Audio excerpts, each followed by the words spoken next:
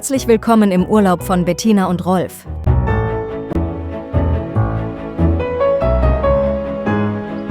Diesmal sind sie in der Provence.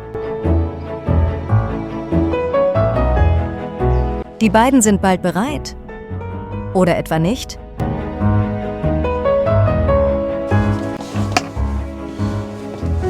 Oder nicht?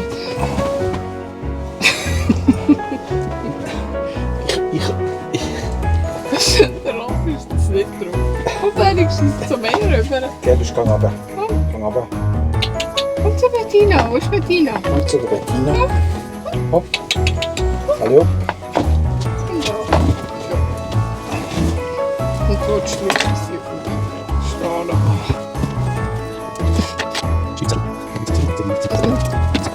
Musst du noch was sagen? Oder sagen wir auch etwas? Ja, wir sagen jetzt einfach etwas. Willst du mal an? Ja, das heißt.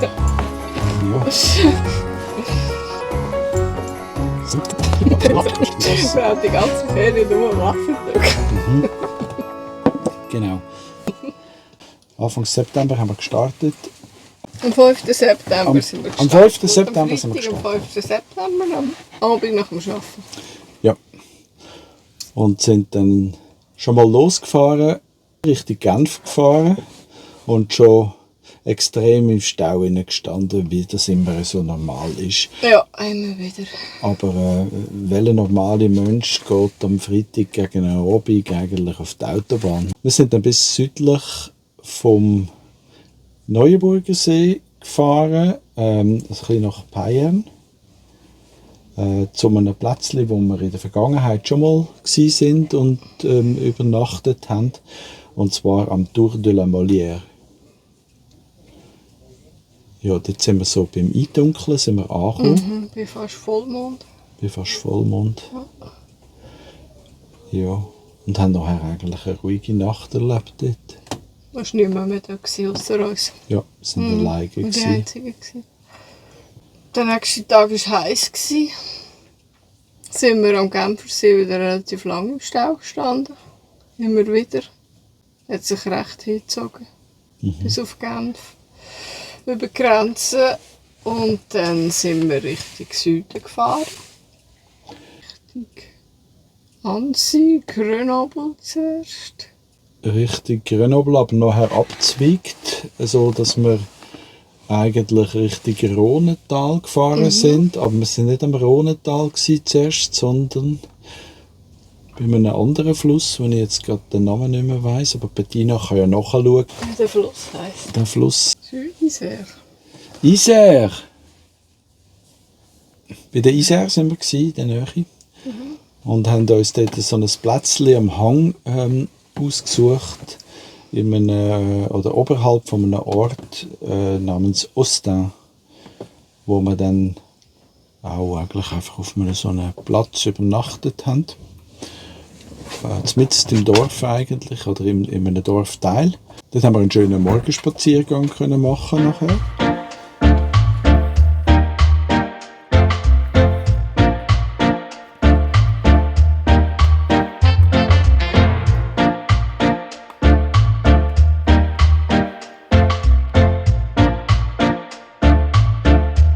Und sind dann nachher weitergefahren Richtung unserem eigentlichen Ziel, nämlich der Provence.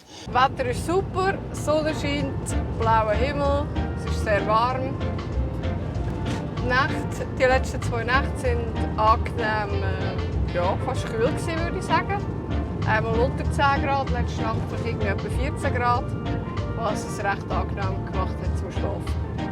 Da sind wir gespannt, ob es dann fast noch Tropennächte wird geben dann in der Provence oder nicht. Ja, wir freuen uns, sind gespannt, was wir alles werden sehen. Und los geht's in den Tag.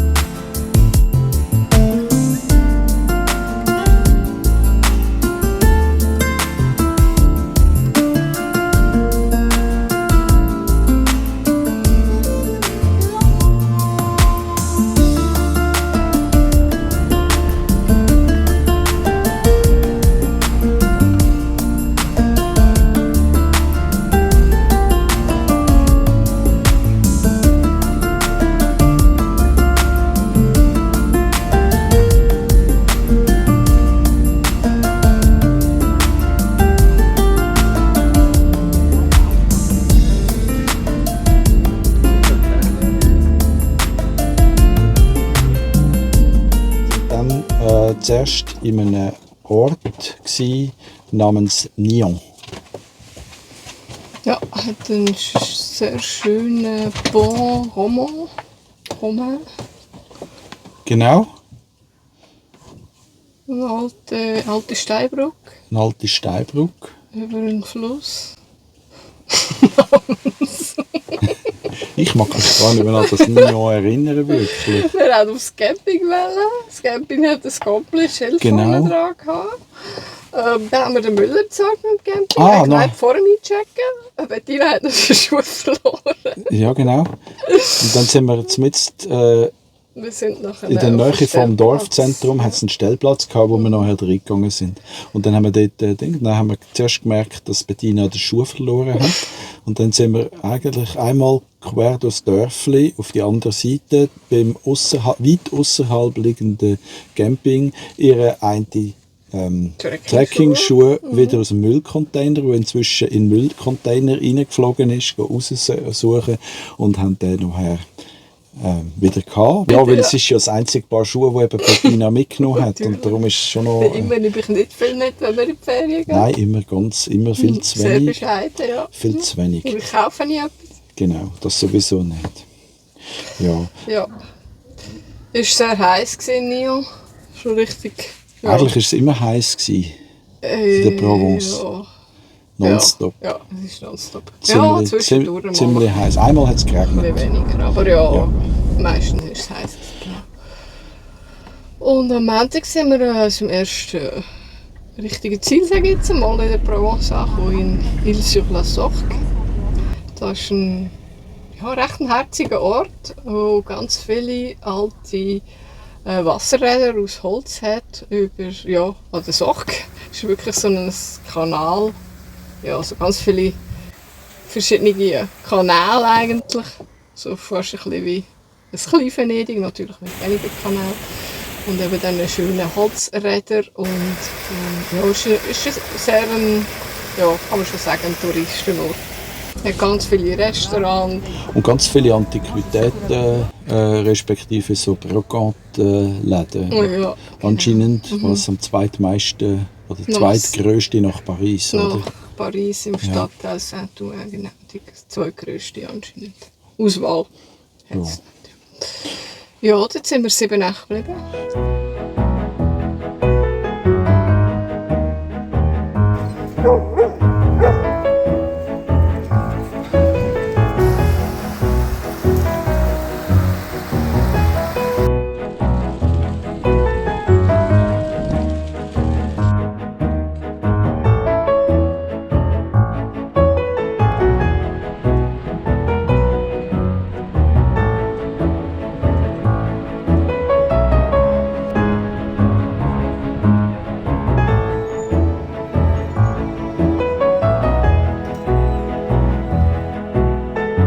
Heute ist Märztag, hier in Ile-sur-la-Sorgue.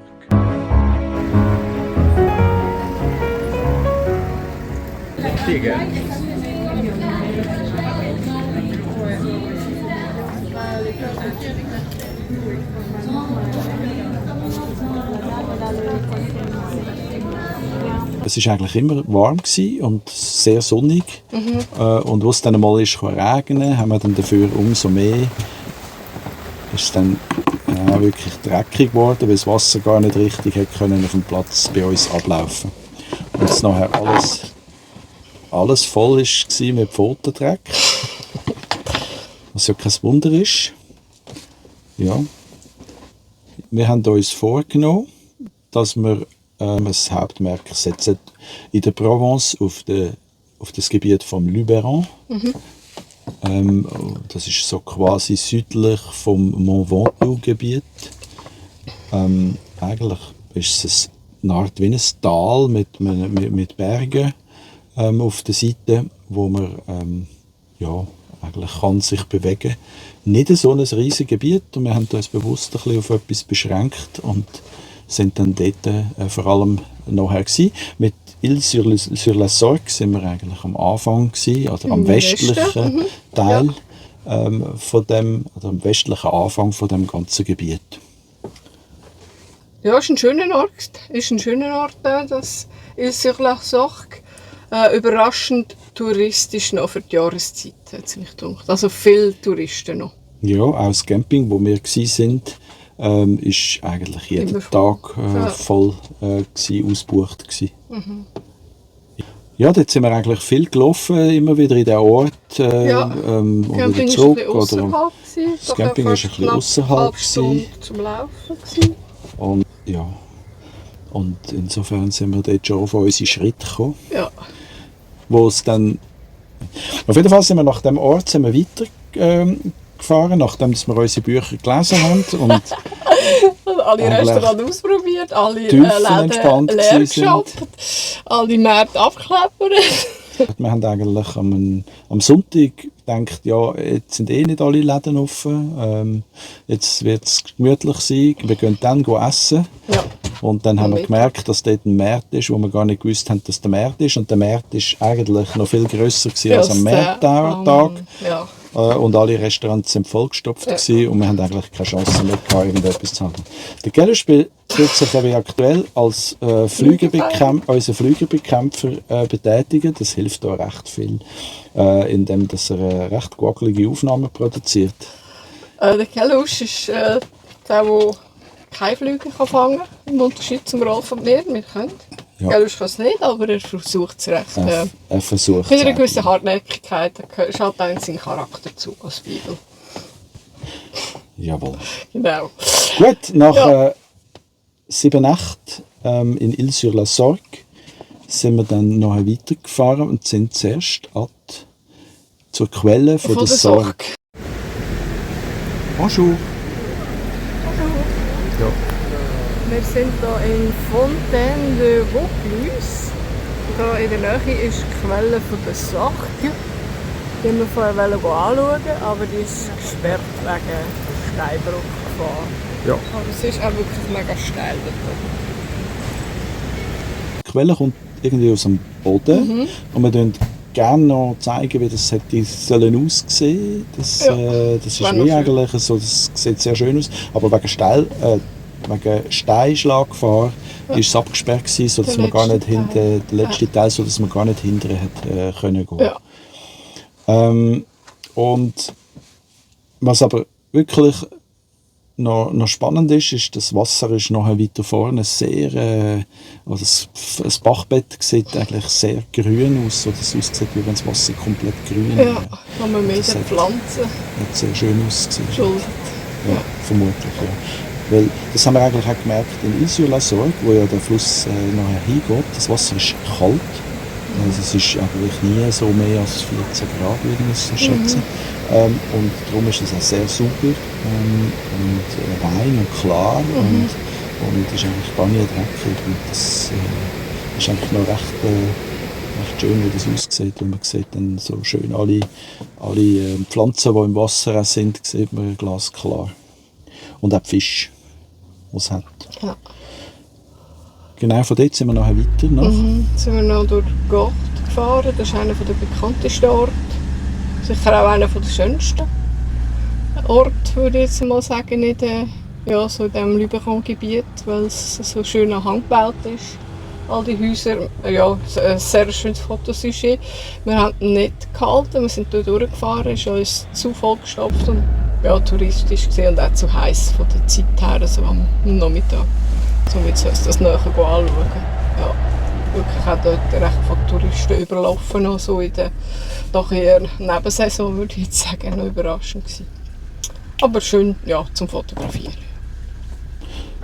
Ja, und Gordes ist am Nordrand vom Luberon und wir sind dann, da es nicht viele Kilometer sind wir eigentlich dann am Südhang vom Luberon, an die Montagne de Luberon, glaube ich, heissen die, in einen Ort namens Maubec, wo wir eine ganz steile Anfahrt hatten, durch einen Ort durch und nachher auch wieder durch. Und sind nachher auf einem Campingplatz gewesen, wo ein bisschen natürlicher angelegt war, also wirklich einfach den Wald genutzt hat und keine eigentliche grossartigen Absperrungen Parzellen hatte, so dass wir einfach dort anstellen und das sehr schön gewesen. Und auch schön gewesen, zum ringsum spazieren mit Wäldern und ein bisschen durch den Ort durch. Ja, sehr angenehm Schatten zu haben, weil dort war es extrem warm. Ja. Und schön war einfach auch einen Ort zu haben, der nicht so überlaufen war als von Touristen. Ja. Ja.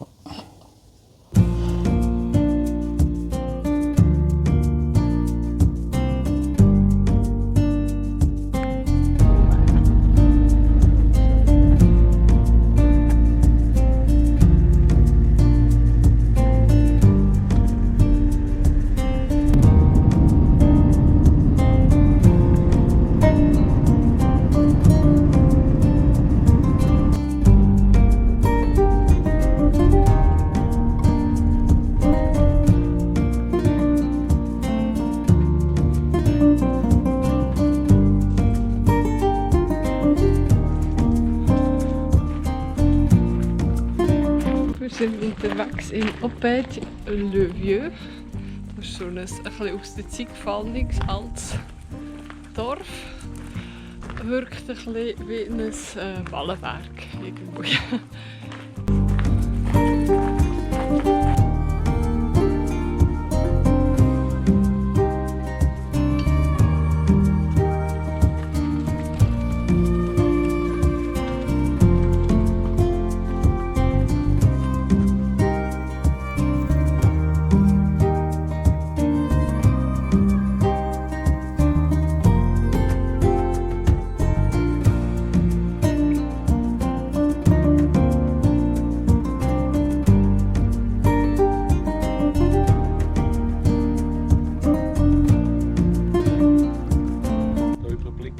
Quasi den ganzen Luberon.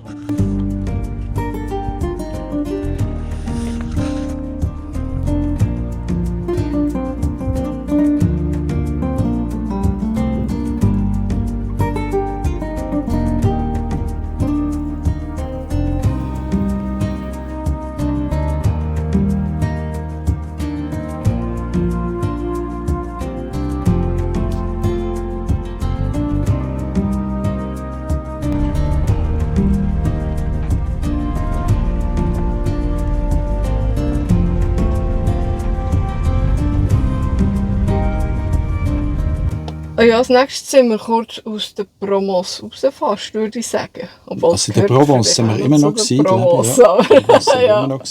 Aber wir sind dann doch noch ein Stück südlicher gegangen. Aber wir sind aus dem Luberon Aus dem rausgegangen. Luberon sind wir sicher raus, Genau, ja. aus dem Gebiet raus. Wir haben uns eigentlich inspirieren von einem Buch oder von einer Krimiserie, einer deutschen Krimiserie, die in der Provence spielt, vom Kapitän Blanc, wo einen Mordfall löst in einem Ort oder aus einem Ort namens Gade. Das ist so ein Fantasieort. Den Ort gibt es eigentlich nicht. Aber wir haben die Vermutung, dass es sich dabei um den Ort Belissan handelt. Und darum sind wir den anschauen. Und wären fast in einem Stromkabel hängen geblieben. Wir mussten eine Vollbremse ziehen, weil plötzlich ein Stromkabel oder Telefonkabel von der Strassenbehängung eigentlich einfach quer über die Strasse hinein auf Kopfhöhe war. Ja. Wie war es sonst so für dich, Belissan? Belissan, ja, also wirklich das pure Gegenteil eben zu diesen pittoresken Touristenort ist das irgendwie so, ja, sehr normal, ehrlich, ja, ein bisschen dreckig auch. Also wenig touristisch irgendwie. Ja. Und dafür aber halt ein einfach authentischer so da. wahrscheinlich authentischer das echte Leben in Frankreich zeigend. Ja. Ja, können wir uns vorstellen. So im Ortskern eher fast ein bisschen ärmlich, aussen dran halt so das Normale, wie es so ist in Frankreich, mit viel Betrieb, aber es war lässig, das mal zu sehen, auch so. Ja. Und wir haben auch schöne Spaziergänge können machen in einem Park dort. Also es ist durchaus ein schöner Ort gewesen und war wirklich ein Kontrast zu dem Luberon Tourismus, den wir vorher schon kennengelernt haben. Wir sind dann am nächsten Tag wieder zurück, quer über die Montagne de Luberon übergefahren dann, retour wieder in Lübero rein.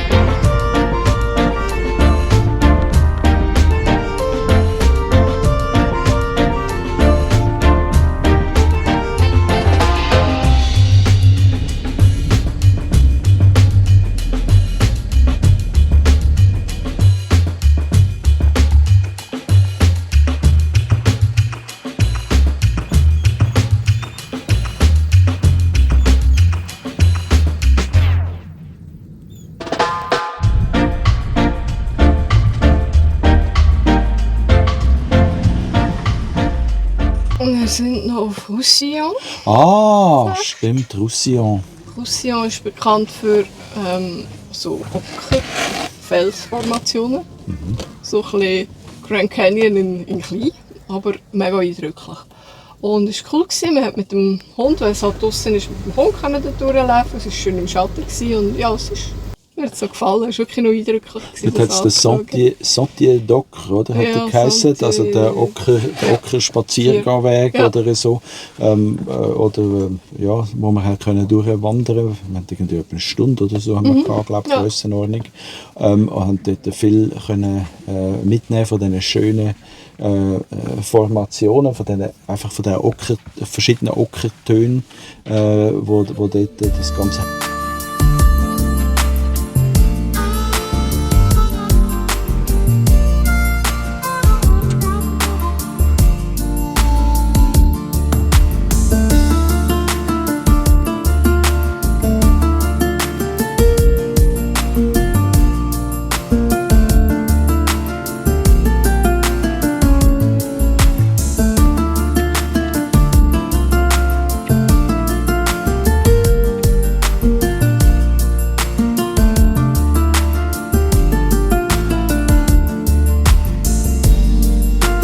Wir sind hier auf dem Sentier des Ocres in Roussillon.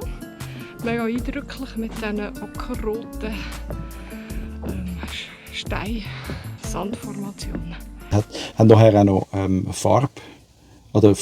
Farbpigment eigentlich gekauft, für mal zu malen damit. Und auch noch ein Säckchen voll von dem quasi Sand oder was es ist mitgenommen. Ja. Das ist illegal.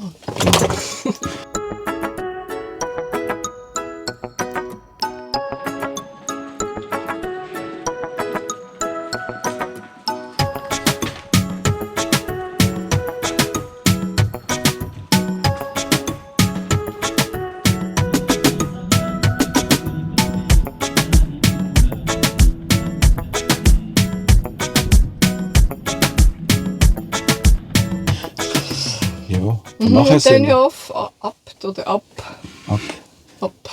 wenn man es ausspricht. Ja, ich glaube, das ist der Hauptort, meinte ich, vom Lübero. Ja.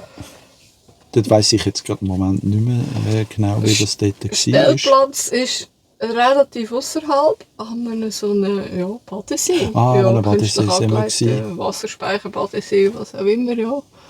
So im Nordwesten von der Stadt. Und wir sind dann auf einer ehemaligen Bahnlinie, haben sie einen Velo-Fußgängerweg eingerichtet. Und über den sind wir eigentlich für in die Stadt gelaufen. Ja. Bei etwa 30 Grad. Ja. Und haben dort dann auch noch gut gegessen.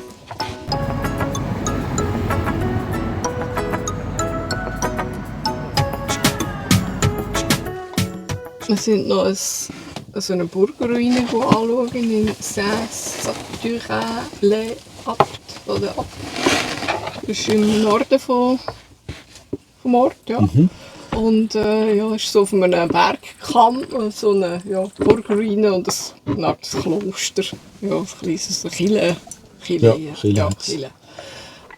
Vor allem mega coole Aussicht. Sehr steil, aber es ist sehr schön, zum wirklich über den ganzen Luberon hineinzuschauen. Ja. Und ist halt auch immer herzig, wenn man so kleine Gröllwägli durchlaufen kann oder durchablaufen kann. Da hat es jemand gemütlich. Dann, zum Schauen, ob die Kavallerie kommt.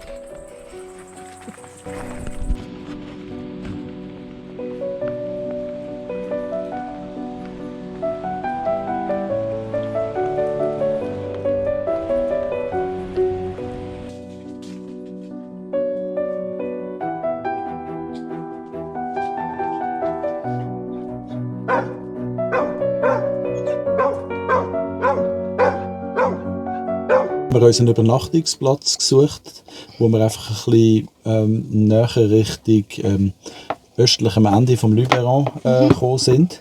Und haben dann nachher schlussendlich das gefunden auf einem Parkplatz, kann man sagen. Ja. Parkplatz in einem Ort am Hang weit oben, also am Hang weit oben in Vienne. Und der Gelusch ist auch schon da. Und der lässt amigs auf Vienne, weil ja Chom heisst für ihn. Genau.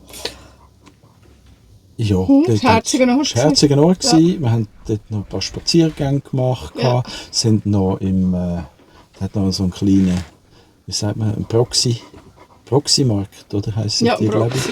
Proxy. Das ist so einfach so ein kleiner Lebensmittelladen, was dort so hat, wo dann hin und wieder auch Brot und so hat.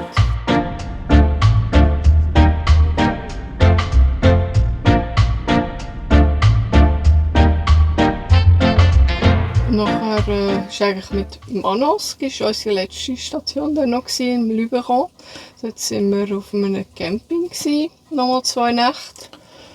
Und haben einerseits die Stadt gesehen. Die hatte auch noch einen herzigen Stadtkern, aber nie so belebt, würde ich jetzt mal sagen, mit Ausnahme von so 1-2 Gassen wie jetzt Ile-sur-la-Sorgue oder andere Orte. Es ist wirklich jetzt so eine Hauptgasse und es war noch mehr. Da hat es Leute gehabt, aber sonst haben wir eigentlich fast für uns allein noch ein bisschen durch den Stadtkern, Vieilleville, durch die Strössli laufen. Das war noch schön. Die sind ja sehr eng, die Gässli, und es war schön kühl dort drin. Das ist etwas, was wir beobachtet haben, dass eigentlich die engen, kleinen, meistens runden Stadtkerne sehr kühl drin sind, weil die Sonne fast nicht an die Mauern kommt. Und sobald man ein bisschen rausgeht, hat man extrem heiß wieder. Wir haben dann auch noch quasi eine Wanderung zurück gemacht zum Camping über einen Bergkamm. Sag's nochmal. Sind wir noch nicht in dieser blöden Kille? Es wird zu heiß.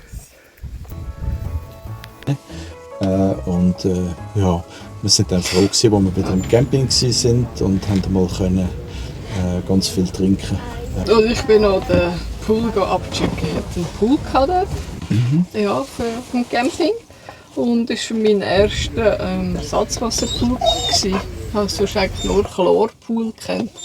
Und das war noch echt angenehm.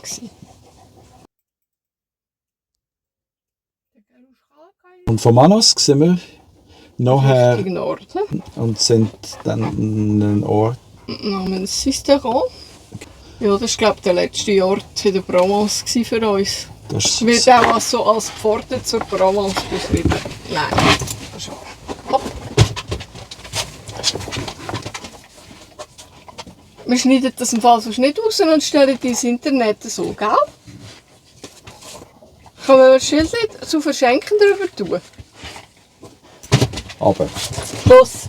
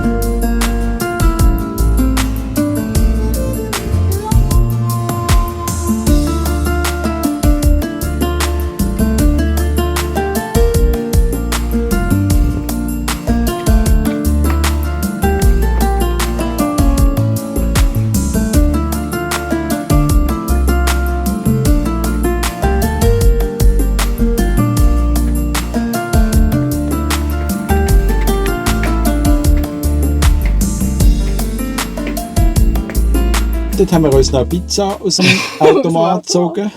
In Frankreich hat das praktisch jeder Ort, oder viele Orte haben ihre Pizza-Automaten, wo sie eigentlich frisch Pizza backen, wo vorher einfach so im Automat quasi unpacht im Automat liegen.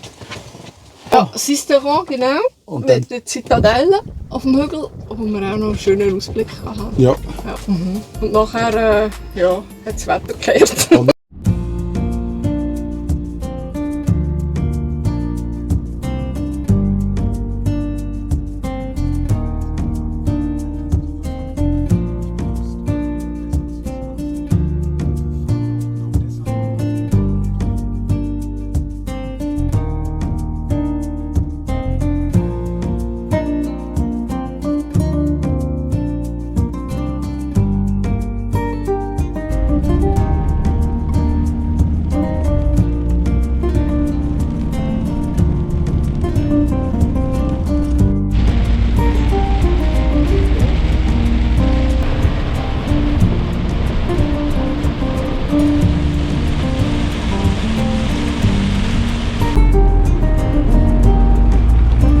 Es regnet, glaube ich.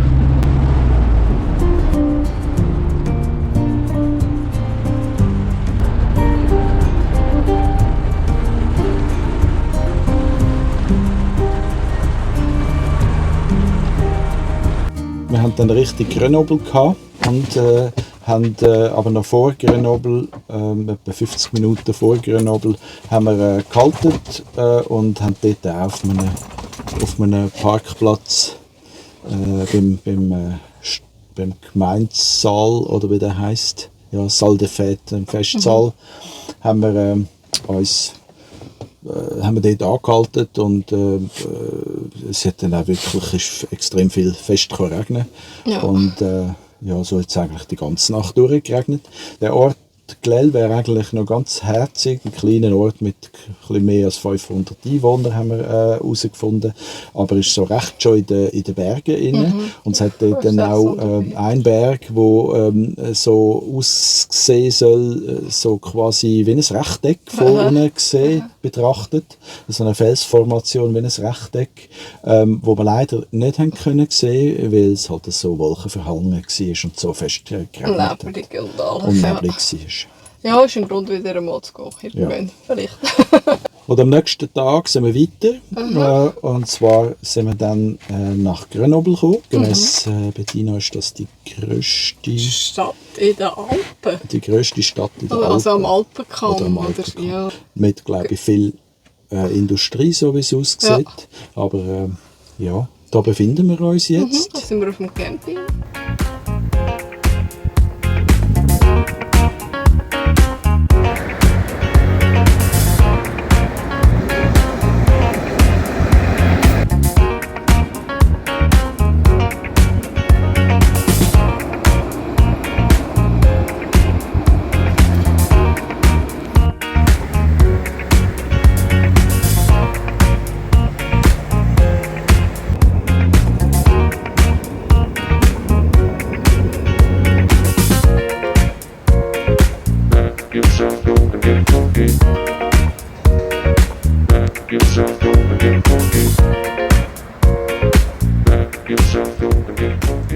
Der Regen hat sogar wieder aufgehört. Inzwischen haben wir auch noch ein bisschen Sonnenschein. Man sieht hier noch ein bisschen Berge. Ist noch ein eindrücklicher Ort von der Lage her. Irgendwie, so ja, in den Bergen. Ist, glaube ich, schon mehr halt noch so Wintersport. Und wie es weitergeht, wissen wir jetzt noch nicht. Gelusch, der jetzt mittlerweile ist geschlafen, ja. Nachdem er so viel Trouble gemacht hat. Das ist Bettina. Ich bin der Rolf und das ist der Fred. Fred Nummer 3. Fred Nummer 3. Prost, Apero. Natürlich alkoholfrei, wie immer.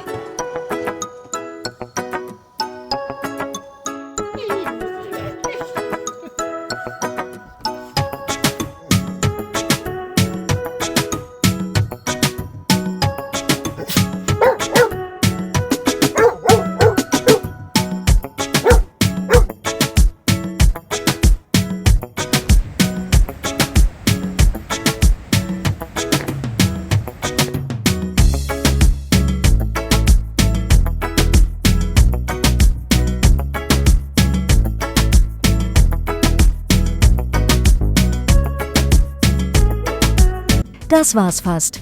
Betty und Rolf haben auf dem Weg nach Hause noch die Stadt Annecy besucht, die an einem See liegt.